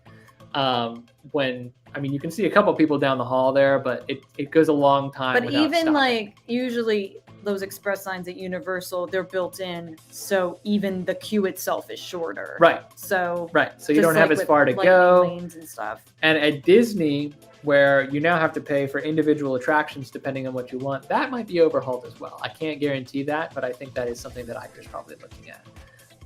Right now, as it stands, you do have to pay for individual attractions if you want to do the hottest, newest stuff. Rise of the Resistance, Flight of Passage, Radiator Springs at Disneyland, all that stuff is under the individual Lightning Lane. Tower of Terror. Tower of Terror is Genie Plus. Cosmic Rewind. Sorry. Cosmic Rewind is that? Yeah. But that's the other thing. Genie Plus is different from Lightning Lane. Again, plenty of other live streams that we talked about this stuff. Point is, do your homework, look at what's feasible, and know what your time is worth. If it's not worth the amount of money you're going to spend on fast passes to get through all that in one day, or if you have time to spread it out, it might not be worth it. But know that this is an option and consider it. Yeah. Look at the budget and be like, look, I'm taking my family of 5. I can't afford $100 a day. Fine. You might be able to afford $60 a day at King's Dominion. Yeah. It's something to consider. Yeah. And it's about what you want to do. Like we've had like our 12, 9, 10, 11, 12 coaster days, and they've pretty much only been possible because of skipping lines. So. Cedar Fair parks, Hershey Park, and Universal are the ones where they're expensive as heck to buy. But as Tim points out here, Hershey Park in particular, you go on a Saturday, Either you get, I mean, again, embrace the suck, right? Either you accept that you're not going to be able to get on everything, which is often what we do because we go so regularly. Or if we know we desperately want to get on all the big coasters one day, we'll just go in on the fast track. Yep. Saturdays are busy days for locals. Yep. Regardless of the park. Ew, Mitch. You waited 160 minutes for the rat ride? Rat show. That's Ratatouille, for those who don't know at Epcot. Rat show. We call it rat show. Katie loves calling it the rat show. It was some other guest who was calling it rat show. And you took to it. It was now funny. It's yours. This way The to rat the rat show. show. We're going to the rat show. This way to the rat show. All right. So we're getting, I think, near the end, actually. Arrive early or else arrive late. Never on time. Or never what you think is supposed to be on time. Never on time. Yes, because on time is late when Yeah, you're looking at theme basically. parks. Rope dropping is a term. Are you quite all right? I'm just gonna sneeze. Okay. Oh, nope. It's gone. It's gone. Rope dropping is a term that the Disney parks more or less instigated, but it is true of basically every park. Every park at this point has this opening area, this assembly, where people will go gather and wait for the park to open at the front gate. Now, because of that, a lot of parks will see that surge of people and walk people back to like a secondary holding area and open up one piece of the park at a time to kind of offset all that traffic and keep it getting too congested, because it creates a security conflict as well. But regardless of where you go, you walk up at, let's say the park opens at 8, you plan to be there at 8, you probably get there at 8:05, you walk up on that crowd, you are at the back of the parking lot already standing in line. Because that crowd thought the same way that you did. There's about 75% of the rope drop attendance that does that just shows up right on time. The 25% that showed up first, by the time you get there, 8:05, they're already into the second holding area. So they're probably about to get on a ride, which has happened to us at Busch Gardens Williamsburg, because we have showed up right at park open. We've actually showed up half an hour before park open and still found a line and seen rides going with people on them half an hour before the park opened, because that's them trying to manage the congestion. So if you can't show up early, if you can't get out of bed, regardless of the park, just plan to go late. Just let the crowd disperse. This is the approach we took for Halloween Horror Nights too. We could have done Stay and Scream, which is they put you in a holding area after the end of the park day and they opened up Halloween Horror Nights and you're the first ones in. But we decided that we were too tired, that we needed a couple extra minutes. Katie will say it was my fault, but no comment. We were too tired and wanted to break midday instead of staying all day and going straight to Stay and Scream. So we just waited for crowds to disperse. And when we got there, no line at the gate. We went probably about an hour and a half, 2 hours This late. is also for like lessons we've learned for things that have benefited us. Yes. Like you may like getting there right when the crowd's bustling or whatever. We just don't like that. This is what you're going to be looking at. And as we've inferred many times, more than half the time we have like skip the line passes anyway. So we just want to get in when we want to get in and when we're comfortable, and we'll hit our first ride then. So we always say we want to try like the early resort guest entry. We have done it before. But we've arrived too late to take advantage of it. True. We've arrived like at 8:15 if it opens at 8. And that's literally and that's too late. And that's Yes. too late. Like if you want But to we have do made it early in- park entry at 8:00, you really need to be there at 7:30. Strictly speaking, we have made it in during a period of time where resort guests could not, or non-resort guests rather, could not make it into the park. So I still say we've But by taken that time, advantage. Hagrid's was already backed up an hour. Yeah, but listen, this is a off the record lesson.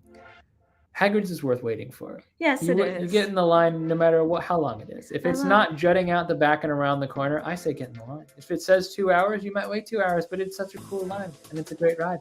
I do agree with that for most time. But I will say that there have been times where I'm like, oh, let's do early park entry, and we almost have to do it. For one reason or another. We like sleep. We do like sleep. Chad and Vanessa brought up what I was saying about the phases. Yeah, I think Disney does this now too, because they will walk the rope back into different. They'll first walk the rope back into the hub, whatever that might be for the different parks, and then they'll start splitting it apart, and people will go in the directions they go. And they'll tell you not to run, but people run. You should not run because it's not park policy, and we're not advocating for running and hurting yourself. But people will run around you, and you need to be prepared for that. So walk with purpose. I think that's 4 hours for Hagrid's. I mean, I don't think I'd wait 4 hours for any ride, to be honest. I don't think I've ever waited more than half an hour for Velocicoaster. We've been very fortunate in that regard. We're not there every day, so we haven't seen it at its worst. Velocicoaster does. It's got high capacity. Does crank out fast. Here's the other thing, guys. When it comes to early park entry at the parks that do accommodate it, I say do it once, but don't do it every day. Oh yeah, because it's more important to get rest and have fun the rest of your trip than it is to just go hard every single day. And having said that, I still try to go hard every day, but I often sleep in and then go hard until park close or slightly after. So, pros and cons. You got to kind of do what works for you. So, coming down to the home stretch. This is actually our second to last. Second to last. Okay, so we're wrapping things up. No bag policy. So this applies to every park. There is not a single park to which this does not apply.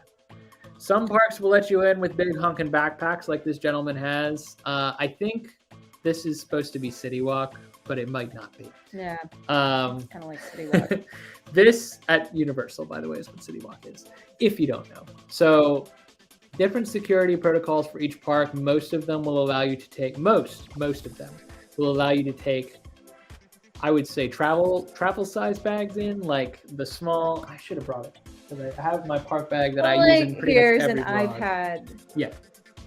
Not so bigger than that. Not some of them limit you to like something around this surface area. Not necessarily, it doesn't have to be obviously this size, but like our park bags, I mean, Katie's is usually like a small clutch or I have a crossbody. Crossbody. Yeah. I often take a crossbody or a lounge fly. Which are not huge backpacks. My bag is usually a single strap that just hangs off the back. It's a sling bag. And it's big enough to hold all of the cameras and stuff when it's fully inflated, but it can also compress. And that's important because lockers are a thing. A lot of rides, especially thrill rides at different parks, Cedar Fair. Chad and Vanessa, I know you have taken to now pointing out which rides at which parks require lockers, which I think is very helpful. Everyone go check out their vlogs. But different parks, different rides will often have you put stuff in lockers, especially if they think you're going to lose stuff on the ride and they don't want the liability. You need to have a bag that will fit the locker if you don't want to pay extra. Because a lot of them are free up to a certain size. Right. Universal has like a free like mailbox size locker, which they're bigger than you think. Like I can actually, some people are gonna freak that I say this, but I do manage to like squish my lounge fly into those. But that like, was the sound my crossbody can easily fit. Most like fanny packs can easily fit in those lockers, but if it's we've watched people try to squeeze their, JanSport filled to the brim bags in those lockers and it doesn't work. The other thing is, lockers aside, some parks don't allow you to have bags at all after certain hours or certain times a day or even just like across the board. So you got to look ahead because we've been there when people have been turned away at the gate because they're carrying a bag that's not permitted by policy, and policy changes by the hour at certain times. That was definitely something we learned during our first go hard haunt season was, okay, the bag policy changes at 4:00. So either be there before 4:00 or stuff your pockets full of your camera gear because you can't take a bag. I keep saying internally, I haven't told all of you this, but I've told Katie many times, I keep saying I'm going to do this and I haven't done it yet. I'm 100% going to do it for 2023 season when we're probably going to be going to Hershey Park a little bit more. Hershey Park's locker system is not wildly complex. People seem to struggle with it if they've never been to the park before because, as Tim's pointed out, what happens is the rides that require lockers, which are, to be totally honest, few and far between, a lot of them have a bag area on the platform. Most of them will offer free lockers up to 2 hours. Mm-hmm. So And there's they're this not follow-up comment. and they're not tiny lockers. No, they're pretty big. They're your standard They're size sized. locker. They're sized about what's pictured here. So you can throw stuff in there while you're riding, come down and pick it back up. But if you leave it in there for more than 2 hours, you got to pay to get it out. Yeah. So, or you can just pay to use a locker all day. Busch Gardens and SeaWorld, that locker situation is you pay for a movable locker. And it was like stays with you all day. $7 a day, and now it's up to like $10 a day. I think it was up to $9, but it's still more expensive than it used to be. Expensive. So all of this plays into what you can and can't have in the parks. Obviously, every park will make exception for medical needs. So even if they say no bags allowed, but you need like medication or something, you know. We do not have children, but there are certain rules about, diaper bags, formula you need to carry, that kind of stuff. I don't think that's an issue for anyone currently on the live, but if anyone's listening, that's definitely the case. And also, this can also apply to things like strollers and whatnot. Know what strollers, wagons are. Well, Disney doesn't even allow wagons anymore, but they do allow strollers. Hershey Park definitely lets you have wagons because I see them every time I'm there. Yeah, Tim, let's see what we can do about that. Let's get rid of the wagon. I'm kidding. Some people rely on them. Yeah. I don't think that any park I'm sorry. I know it's cost effective. I don't think any park should allow you to bring in like a whole picnic lunch in a cooler. I think that's a little bit gratuitous. But it is what it is. Technically, certain parks will let you get away with it. I think Disney will let you bring in food. They will let you bring in food, but I'm saying they shouldn't let you bring a huge cooler. I've seen those little igloos rolling around, and I think it's ridiculous. Well, I mean, but that's my opinion, and I know it works for some. I and it doesn't also work for others. know that some people can barely afford to take their family. That's what I'm Disney, saying. But I can't know. afford to I feed realize them 3 meals that a it day is there. practical, but I think that for the sake of capacity and not running people over with their big igloo coolers, like you should have to go to your car to get it. I will say, I think I've been like kicked in the back of the legs by kids in strollers more than I've been run 100%. with But coolers. there's nothing you can But I'm do. not gonna Nothing say you they can do shouldn't about let kids in strollers into Disney either. Kids will be kids. Yeah. And parents will be parents. What? Next. This is our last big lesson. And this is one, and honestly, this is one that we've learned multiple times because no matter how many times we say this about our park day, we need to be realistic. We're not going to get this, and this done. We always set the expectations a little bit too high. Going one day, one time, and we don't know when we'll be back. We try to go hard. What's the must-do list? And that's what we had to leverage when we went to Knott's Berry Farm with Kaylee in the springtime. That was the day. Universal Hollywood. Yeah. And we were only both of those places. This was the one day of the trip I felt 100%. So I had a great day. I had a great day meeting Marilyn, riding Jurassic World, doing The Secret Life of Pets, and then my health fell off. And part of our plan for that day was we want to do as much as we can. We need Express. So we did. Oh, yeah. We did get Express for that day. And we did it at Knott's Berry Farm, too, but we didn't wind up using it as much. I think the Secret Life of Pets ride actually went down for a little bit that day, and we were worried we weren't going to get to ride it, but we, had to keep telling ourselves, like, things happen. If we don't, we don't. It'll be there, every time we come back. And it was nice that it came back up, but like you part of like this lesson is, pack your patient pants, have fun, and don't ruin someone else's day or blame cast member. I'm not saying we've done this stuff, but we've definitely seen it happen. I think another way of interpreting this lesson is don't hinge the success or failure of your trip on any one attraction or experience. Yeah. Because if that ride's down, then that ride's down. And you got to find other things to enjoy to make it worth your time. Right.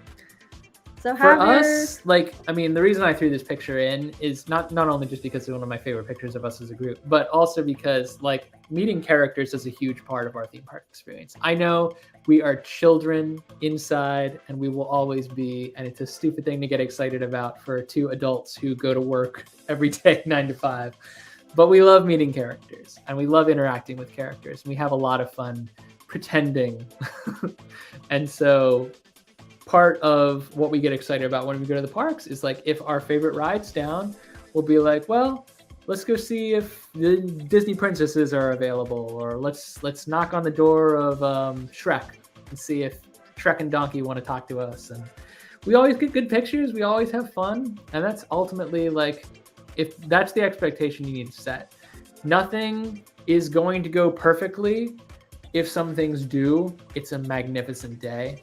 But if everything goes wrong, you can still find magic, excitement, fun in the littlest things. I mean, we really had to learn that lesson for Halloween. We are kind of cartoonish, aren't we? We are. That was very sweet. I get compliments and I deflect them back. It's my personality. I can't accept them. That's your character. That's who you are as a character. We had to learn, like our most recent, well, not our most recent trip anymore.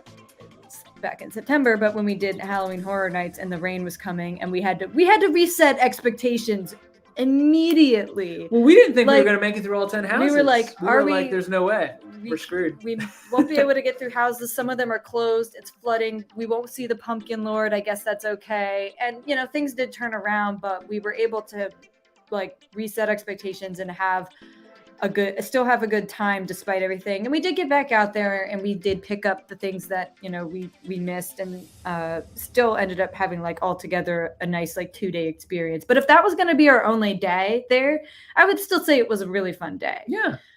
So, I mean, if we hadn't gone back for a second day and that had been the day we got, we still made it through 10 houses. And we made it through 10 houses in part because of the weather, which was... The only thing is, I had a minor meltdown because we were desperately trying to vlog because we needed content. Because when you go on a 4-day trip, you need to come back with 4 vlogs to stretch it out.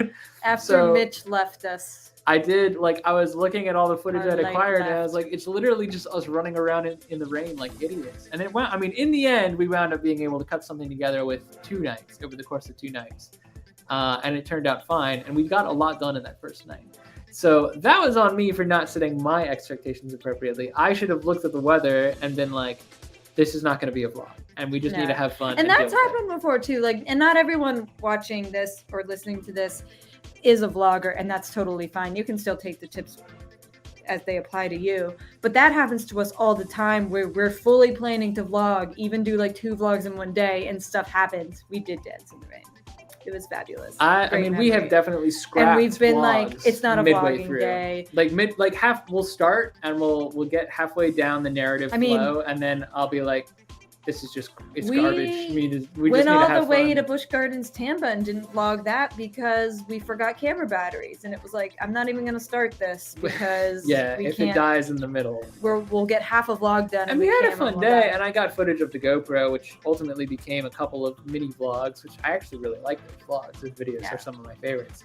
But I mean, that's just an example of how to spin this, as in we come in with the expectation that we're going to vlog sometimes. We don't. Yeah. And that is what it is, and you just have a fun day. And I mean, as vloggers, and for better or for worse, mostly theme park vloggers, a lot of our park day, part of the fun that we have in the parks does come from vlogging the experience and sharing it with everyone. But there are plenty of days we go to the parks and just don't vlog. Mm-hmm. So this is a important lesson to remember for us going into any park day, because we might come with a plan for it to be a completely different day where we are going hard on vlogs, we're going hard on coasters, we're going hard on food, and we just can't get the food, or the coaster lines are totally backed up, the inventory's low, the staffing is short, so on and so forth. And we're just like, let's just not vlog and have a fun day. And that's what you got to do sometimes, regardless of whether or not you're actually vlogging or if you're a vlogger. You can go to the parks and just have a totally disruptive morning and then just settle into whatever the pattern of the day is. So, and Kim joined just in time to sympathize with us. Yep. Yes. But as Katie said, I mean, I'm sure a lot of people who might watch this playback, I guess, are probably not vloggers. And so I'm not speaking to the vlogging audience necessarily when I say set your expectations. That's just our example of what can go wrong in a park day and how it's impacted us in the past. So at the end of the day, If you go in with the expectation of the day is what you make it, and I'm going to make this a fun day, you will find a way to do that.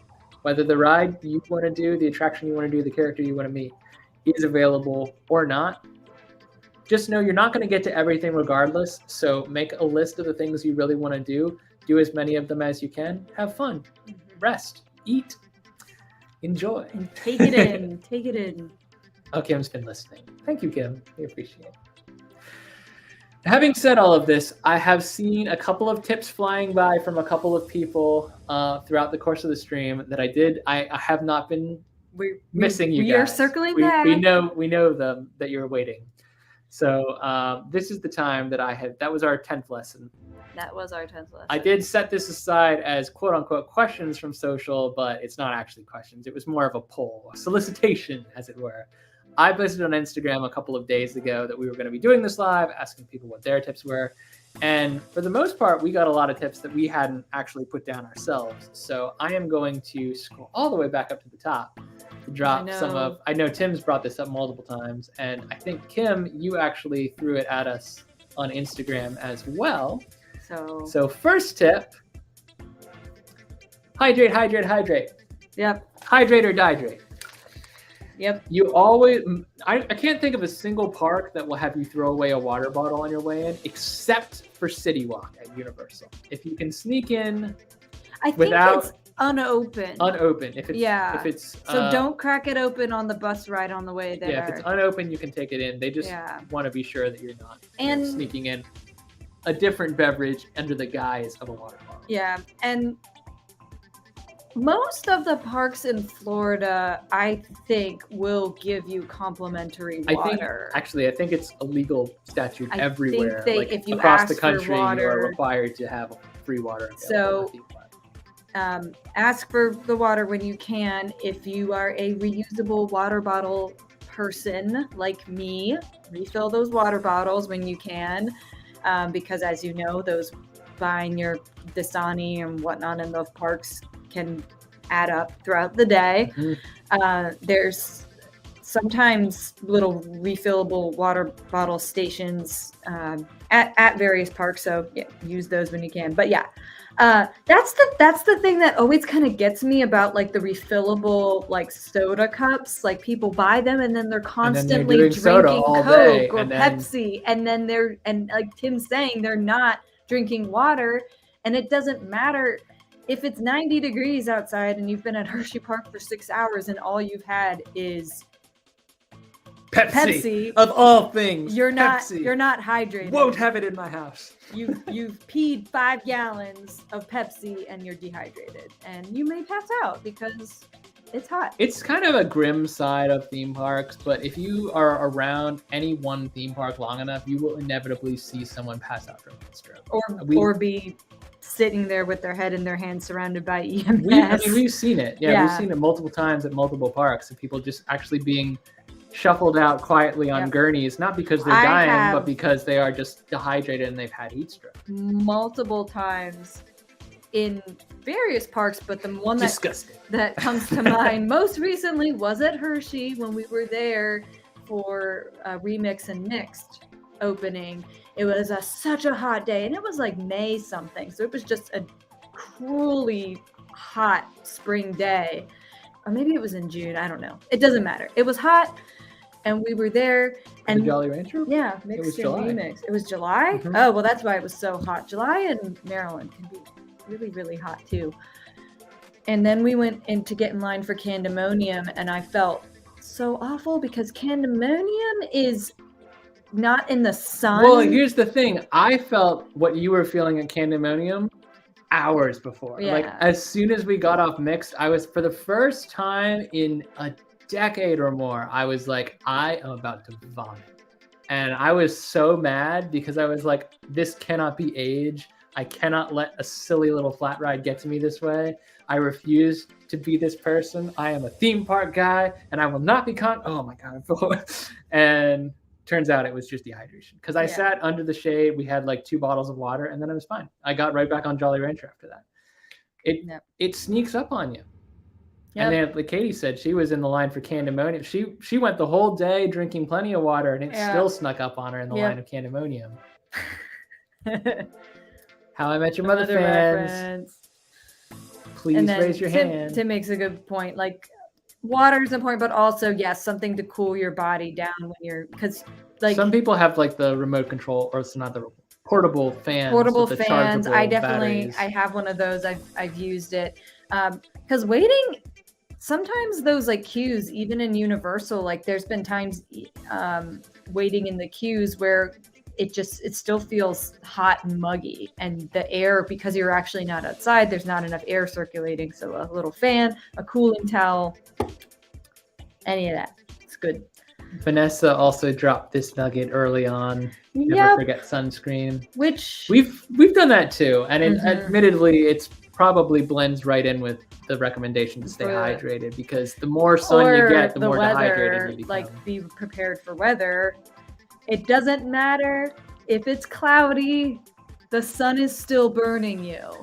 I will say I am guilty of choosing not to put sunscreen on sometimes, because I sweat like a crazy person, and it will go right down my forehead, my giant forehead, which glistens in the sunlight, and run right into my eyes and make me miserable for a full hour. Which regardless is why I've had to encourage him to buy hats that he likes. Yes, you all have So seen some you've hats seen appear in his the last Pokeball hat, probably his 6 to 8 months. I Halloween have been Horror wearing more Nights hats hat, or his Mickey hat. because the sunscreen has been detrimental to my because heart he experience. doesn't wear the sunscreen, and then he complains don't when his think- head starts peeling. I don't think that either the sunscreen head, the burn head, or the hat head are my best looks. He looks- But Thumbs up if you think Tim looks cute in a hat. Well, you don't have to say cute. Looks nice in a hat. this isn't about me. Thumbs up. But Kaylee agrees with you. Y'all look cute in bucket hats, so it doesn't matter. I just embrace the 90s child life and wear the bucket hat. Anyways, sunscreen, cooling towels, hydrate, all good weather-related lessons. I saw a couple others in here that I thought were good. Chad and Vanessa also submitted this, which kind of goes in with our park expectations day. Yep. You need more time than you might think you need, playing for extra time in days. I won't spoil anything, but we have plans coming up where we looked at the board and we said, that's probably enough time, right? And then I went back and looked at it a week later, and I was like, nah, what are we thinking? Let's just add another day. We'll not get through everything. We'll want to go back. You know we will. And if you're not doing this, not doing that on one day, you're going to wind up needing to go back another day. And yeah, I mean, it's not exactly cost effective to go multiple days to any one park, or any 2 parks, or any 3 parks.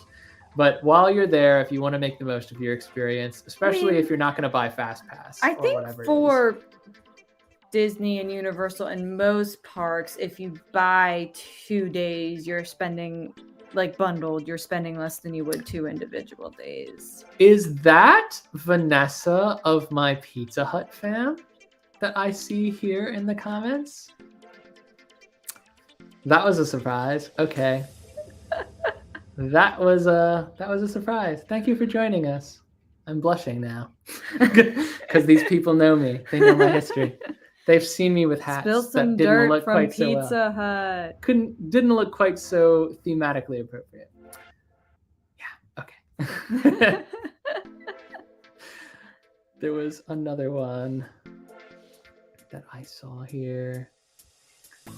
Yeah, I guess Tim had said do your must-hit list, which is definitely what we Yeah, agree I think with. that was it. That kind of also goes in with the set realistic expectations. So I think we're mostly on the same page, y'all. Yeah.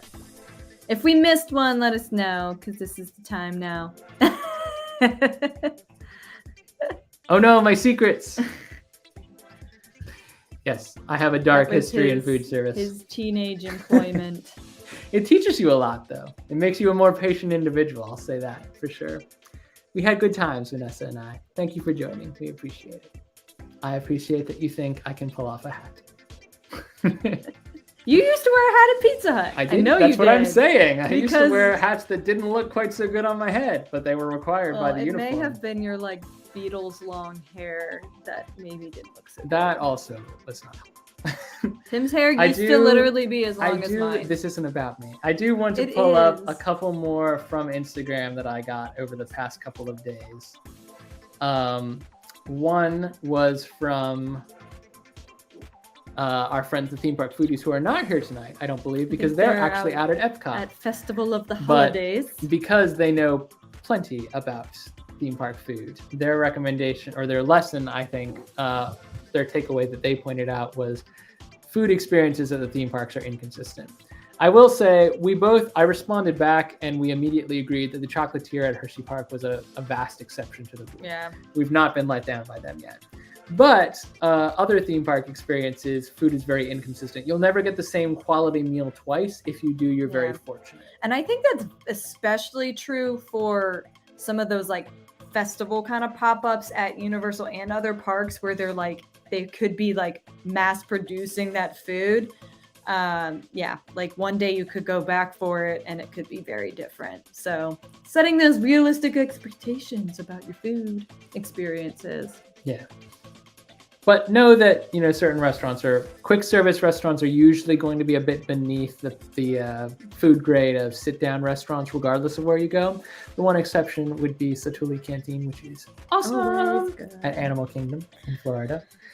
We also had several here from Chad and Vanessa, some of which might be because they are well traveled. So some of these we've actually talked about. Resting is important. Mm-hmm. I think that goes hand in hand with our resort hopping is not restful, but it also is I'm broad. very jealous of Chad and Vanessa's resort exploration days that we just never managed to have. Well, we don't usually stay as long. No, we don't have. But we budget for shorter trips and more of them. Yeah, and Chad and Vanessa did say in our last live, I think, or at least a live recently, they said they plan for less park days but more resorts, resort exploration, more Disney Springs, more doing things outside of just going to the parks, which we do love the parks, and we know Chad and Vanessa love the parks too, but I think they are pro at really taking a vacation. I don't know. Maybe I'm just reading into y'all's just because our trips aren't vacations. Restful doesn't mean that we don't have a blast. It's just that when we come back, when we you like to sleep for 2 days. When you come back from your vacation and you're like, gosh, I need a vacation to recover. Yeah, we often don't have time for a full resort day. We try to build it in, but then it becomes our resort hopping day. But I got lightning lanes for Flight of Passage. Listen, so now we have to go to Animal Kingdom. I don't know if anyone watches Justin Scarred. I imagine that there's a couple in here. I know Chad and Vanessa do, but I imagine there's a couple in here that probably are familiar with him. We watched one of his vlogs way back when, before the fall of man in 2020, but also before park hopping was limited, before capacity was restricted to reservations, all that. He came back from a busy day at the Magic Kingdom, got into the resort, looked at his watch, and said, Epcot's still open for an hour. I gotta go back. And that was me to a T. That was when I really started connecting with Justin Scarred, who we still watch regularly. He's an awesome dude.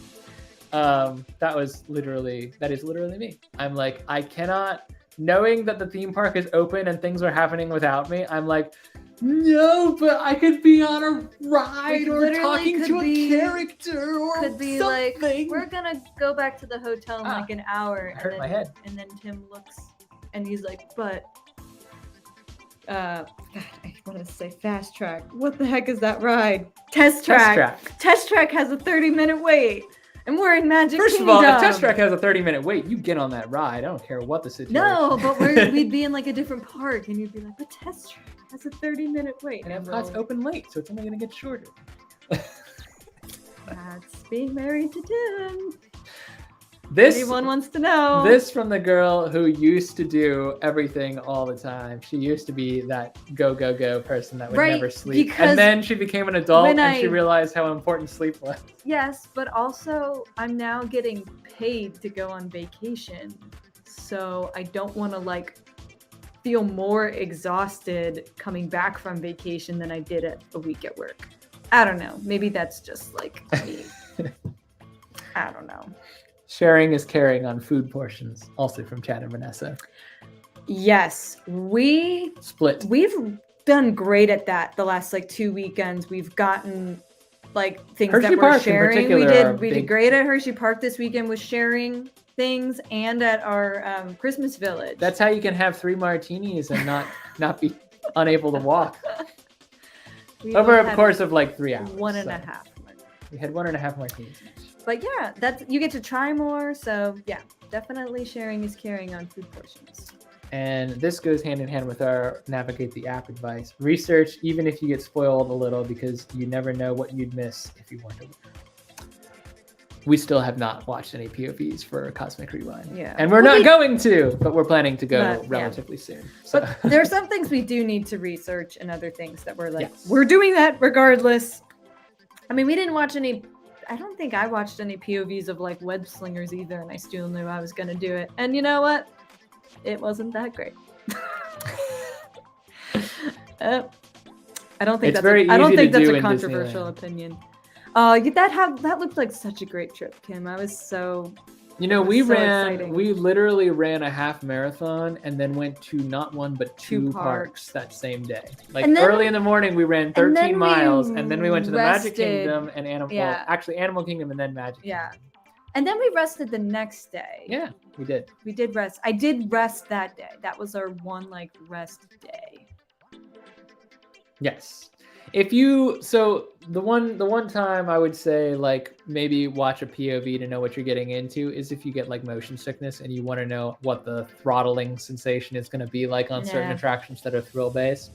But otherwise, if you're trying to preserve the integrity of the experience for yourself, you just not watch the POVs. You can watch the cues and stuff to get yourself hyped, but we try not to watch ride POVs until we've actually been on the ride. Because that way you get our first take, since we're vloggers and we like to bring the experience to you.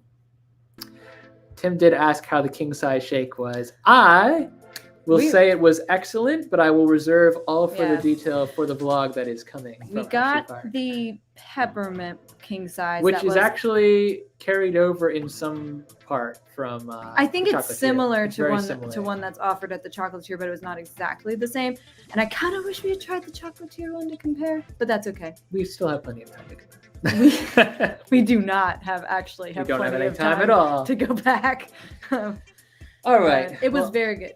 I think we actually ran a lot longer than we thought we would on 10 lessons, but then there were other lessons along the way. Well, we said it was going to be conversation. It was conversation. We started having conversations. So these, I think, are the lessons that we had brought to the table and all the lessons that everyone else has brought up over the course of the live stream. If I missed anyone, feel free to comment and let me know, because I have tried to be cognizant of what's been flying back and forth, but we're busy in the chat. I've not seen absolutely everything. So for now, I will go ahead and highlight our creators of the live stream. These are all Instagrammers, but they're Instagrammers that brighten up my feed every day. Largely Disney, particularly the first on the bottom, first and last. Magically_Martinez on Instagram and My Pixie Dusted Life _ on Instagram. Both Instagram accounts. I don't think they have TikTok or YouTube, but if they do, they are linked in the bios from their Instagram. Definitely follow them. They are great. Tats and Coasters, since Vanessa brought it up. Tats and Coasters is an amazing influencer from the UK who's based out there. I don't know how she found us, but she did find us, and she has been following us for a long time, likes a lot of our stories.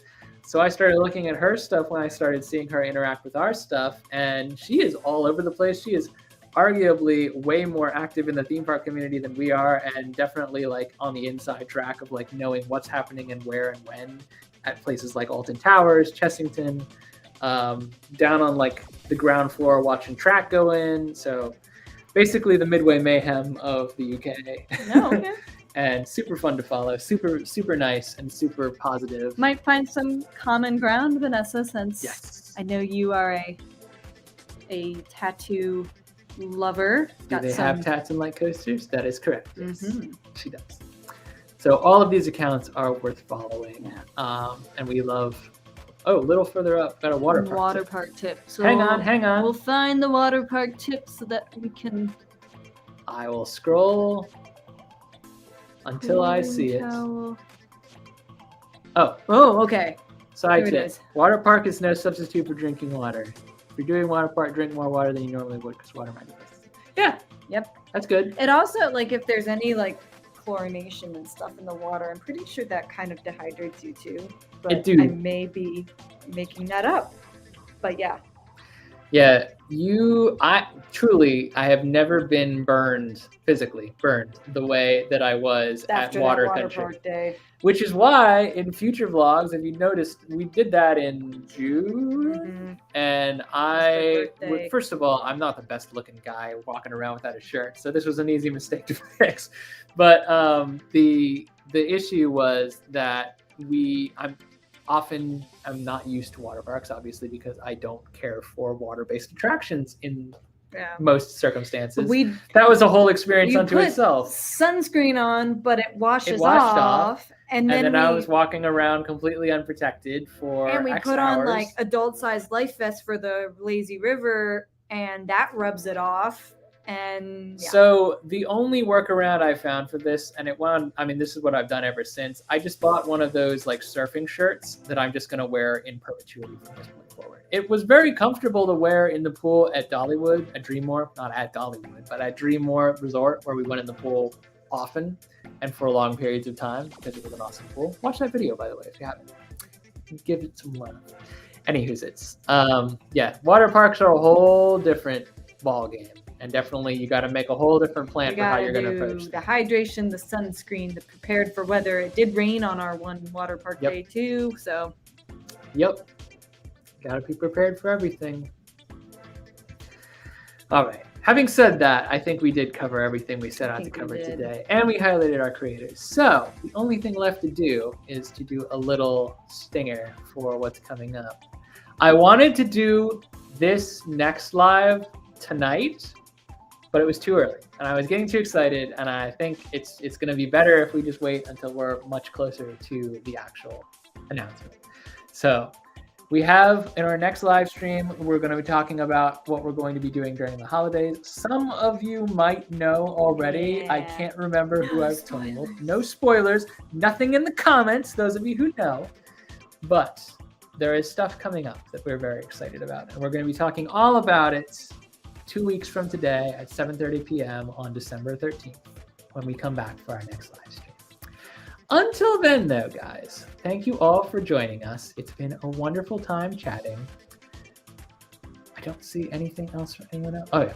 Just surprises are fun. Yeah. And a bubbly. All right, guys. Thank you all so much for joining us. It's been wonderful speaking to all of you. And for anyone that we missed, if you have additional park tips or anything you want to add, please feel free to message us on Facebook or Instagram. Follow us on YouTube. Subscribe, all of that good stuff.